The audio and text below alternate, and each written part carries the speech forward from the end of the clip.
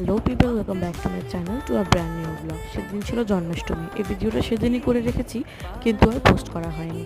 এই যে আমি তাল নিয়ে এসেছিলাম, তো তালটা ভালো মতো ভিজিয়ে রাখার পর আমি ছিলে দিচ্ছি ঠাকুমা হলো ঘষে দেবে, তাই আমি আগে ফটাফট ছিলে দিচ্ছি। আর এদিকে ঠাকুমা একটা তাল নিয়ে বসেছে ছেলার জন্য, তো তাই ঠাকুমাও একভাবে ঘষা শুরু করলো। আমার সব তালগুলো ছেঁড়াও হয়ে গেছে।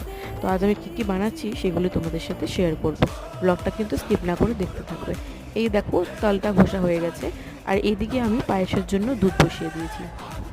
সেদিন রাত্রে উপোস করেছিলাম, সমস্ত ভোগ আমি বানিয়েছি। পায়েস হয়ে যাওয়াতে এক সাইডে আমি তালের রস দিয়ে একটু তাল কেক বানিয়ে নিচ্ছিলাম।